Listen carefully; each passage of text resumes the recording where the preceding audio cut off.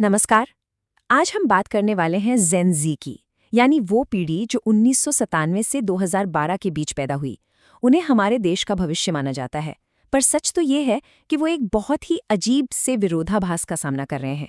आइए इसे थोड़ा समझने की कोशिश करते हैं। देखिए, ये इतिहास की सबसे ज्यादा कनेक्टेड पीढ़ी है ना।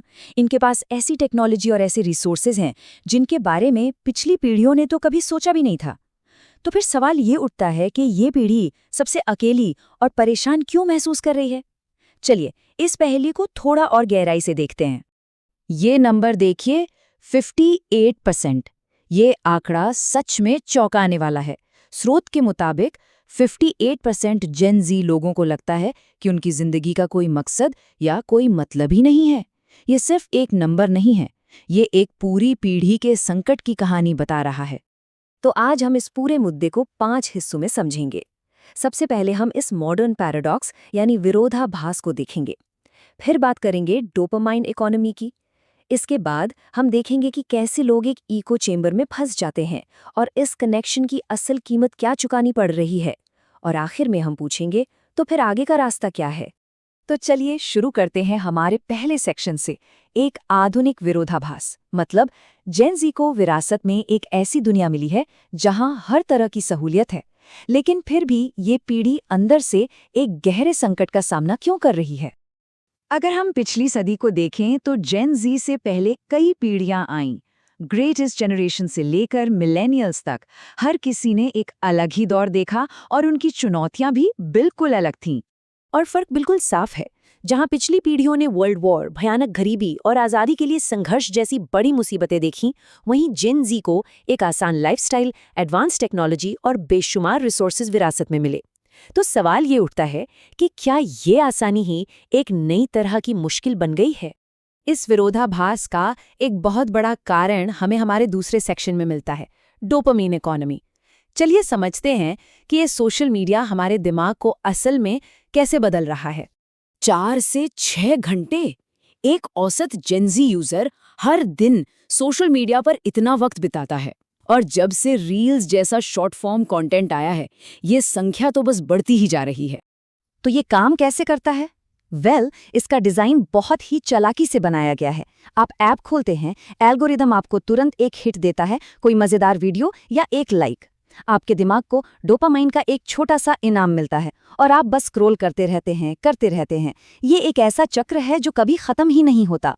और यहीं पर सबसे जरूरी बात सामने आती है, जैसा कि स्रोत में बताया गया है। इंसानी दिमाग इतने कम डोपामाइन से संतुष्टि पाने के लिए बना ही नहीं है। मतलब दिमाग को असली सेटिस्फैक्शन चाहिए, ये छोटे छोटे हिट्स नहीं। और शायद इसीलिए घंटों स्क्रॉल करने के बाद भी एक खालीपन सा महसूस होता है। इस डोपामाइन इकोनॉमी का एक और बहुत खतरनाक नतीजा है जो हमें हमारे तीसरे सेक्शन की ओर ले जाता है, इको चेंबर में फंस जाना। ये वो हालत है जब आपकी पूरी दुनिया आपकी स्क्रीन के बराबर सिमट कर रह जाती है। तो ये फिल्टर बबल आखिर है क्या? इसे ऐसे समझिए कि ये एक बौद्धिक और सांस्कृतिक बुलबुला है। एल्गोरिदम ये अंदाजा लगाता है कि आपको क्या पसंद है और फिर आपको सिर्फ वही दिखाता है। धीरे धीरे आप बाकी दुनिया से कट जाते हैं और इसी बुलबुले में कैद होकर रह जाते हैं। और इसके परिणाम काफी गंभीर हो सकते हैं। दुनिया को देखने का आपका नजरिया सिकुड़ने लगता है, आपकी एक पक्षपाती राय बनती है और वही बार बार देखकर और मजबूत होती जाती है। विचार ज्यादा जहरीले हो जाते हैं, जिससे समाज में गुटबाजी और बंटवारा होता है। और सबसे खतरनाक बात, झूठी जानकारी सच्चाई से ज्यादा तेजी से फैल सकती है। लेकिन ये सब सिर्फ हमारे विचारों या ऑनलाइन दुनिया तक ही सीमित नहीं है। इन डिजिटल आदतों की असली दुनिया में एक भारी कीमत चुकानी पड़ती है। और यही है हमारा चौथा सेक्शन, कनेक्शन की भारी कीमत। रिश्तों को ही देख लीजिए। पहले डेटिंग में लोग इमोशनली इन्वेस्ट करते थे, एक कनेक्शन बनाते थे। आज, जैसा कि स्रोत बताता है, मोटिवेशन अक्सर सिर्फ फिजिकल ज़रूरतों और सोशल मीडिया पर वैलिडेशन पाने तक ही सीमित रह गया है। डेटिंग ऐप्स पर बस एक स्वाइप से रिश्ते बनते हैं और बिगड़ जाते हैं। इसका सीधा असर मेंटल हेल्थ पर पड़ता है। ये आंकड़े वाकई डराने वाले हैं। जेन ज़ी में से 36% लोग एंजाइटी और 29% डिप्रेशन का सामना कर रहे हैं। ये दिखाता है कि ये मेंटल हेल्थ क्राइसिस कितना बड़ा और कितना गंभीर है। और जब मेंटल हेल्थ बिगड़ती है तो लोग अक्सर नशे की तरफ मुड़ जाते हैं। भारत में पिछले 8 सालों में ड्रग एडिक्शन में 70% की बढ़ोतरी हुई है, 70%।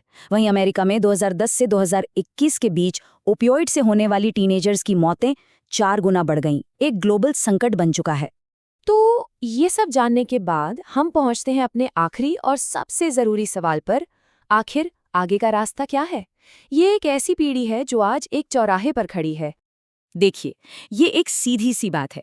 किसी भी देश के लिए उसके युवा ही उसकी सबसे कीमती संपत्ति और भविष्य की वर्कफोर्स होते हैं। भारत की आबादी का एक बहुत बड़ा हिस्सा जेन ज़ी और जेन अल्फा है। हमारे देश का भविष्य इन्हीं के कंधों पर है।